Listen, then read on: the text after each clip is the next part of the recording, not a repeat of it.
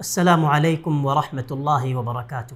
بسم اللہ والحمد للہ والصلاة والسلام علی رسول اللہ وبعد۔ ناظرین کرام، رمضان کا مہینہ ایک مرتبہ پھر ہماری زندگیوں میں آ چکا ہے۔ یوں تو انسان پر اللہ کی بے شمار نعمتیں ہیں، اگر انسان ان نعمتوں کو شمار کرنا شروع کر دے تو وہ کبھی ان نعمتوں کو شمار نہیں کر سکتا۔ یہ رمضان کا مہینہ اللہ کی بہت بڑی نعمت ہے، یہ نیکیوں کا مہینہ ہے، یہ رحمتوں کا مہینہ ہے، یہ برکتوں کا مہینہ ہے۔ یہ وہ مہینہ ہے کہ جس مہینے میں اللہ تعالیٰ نے قرآن مجید کو نازل کیا۔ رسول اکرم صلی اللہ علیہ وسلم نے ارشاد فرمایا، جب رمضان کی پہلی رات آ جاتی ہے تو جہنم کے دروازے بند کر دیے جاتے ہیں، جنت کے دروازے کھول دیے جاتے ہیں، شیطانوں کو جکڑ دیا جاتا ہے اور ایک فرشتہ ندا لگاتا ہے، یا باغی الخیر اقبل، کہ اے خیر کے طلبگار آگے بڑھ، و یا باغی الشر اقصر، اے برائی کے طلبگار باز آ جا۔ اور اللہ کے کچھ بندوں کو جہنم سے آزاد کیا جاتا ہے، اور یہ عمل ہر رات ہوتا ہے۔ رسول اکرم صلی اللہ علیہ وسلم نے ارشاد فرمایا، من صام رمضان ایمانا واحتسابا غفر له ما تقدم من ذنبه، جو انسان رمضان کے روزے رکھتا ہے ایمان کی حالت میں، اللہ سے اجر و ثواب کی امید رکھتے ہوئے، اس کے پچھلے گناہوں کو معاف کر دیا جاتا ہے۔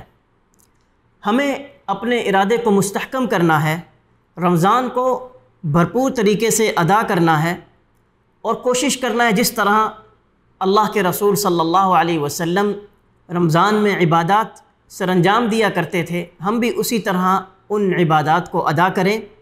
اور یہ عبادت اور اس کی طلب ہماری زندگی میں کس طرح داخل ہوگی، اس کی مثال اللہ کے رسول صلی اللہ علیہ وسلم کے صحابہ کی زندگی سے لیتے ہیں۔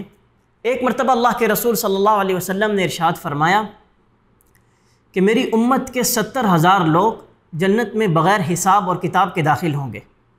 اسی مجلس میں حضرت عکاشہ بن محصن رضی اللہ عنہ موجود تھے، وہ کھڑے ہوئے اور انہوں نے کہا، اللہ کے رسول صلی اللہ علیہ وسلم، آپ دعا کریں کہ اللہ تعالیٰ مجھے ان لوگوں میں سے بنا دے۔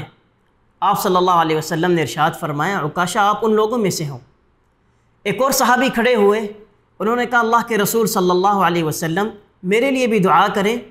تو آپ صلی اللہ علیہ وسلم نے ارشاد فرمایا، سبقک بہا عکاشہ، عکاشہ تم پر سبقت لے گیا۔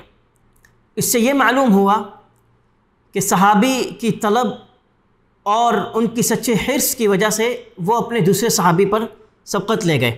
اللہ تعالیٰ بندے کے دل کو دیکھتے ہیں، اس کے اعمال کو نہیں دیکھتے۔ رسول اکرم صلی اللہ علیہ وسلم نے ارشاد فرمایا، ان اللہ لا ينظر الى صورکم واجسامکم، کہ اللہ تعالیٰ تمہاری صورتوں کو اور تمہارے جسموں کو نہیں دیکھتے، بلکہ اللہ رب العزت جو ہے وہ تمہارے دلوں کو دیکھتے ہیں۔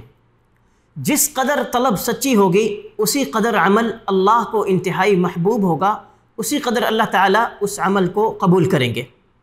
رسول اکرم صلی اللہ علیہ وسلم نے ارشاد فرمایا کہ 1 درہم 1,00,000 درہم پر سبقت لے گیا۔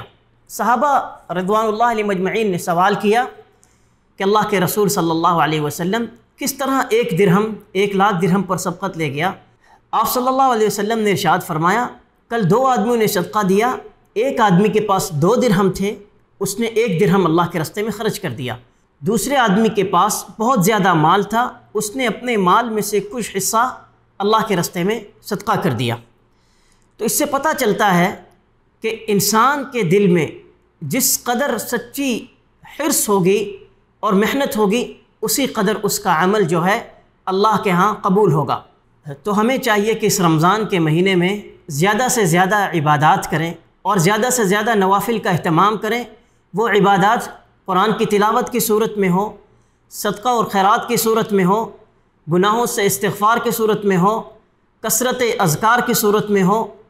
الغرض ہر نیکی کے دروازے کو ہم نے کھٹکھٹانا ہے اور نیکی کو سر انجام دینا ہے۔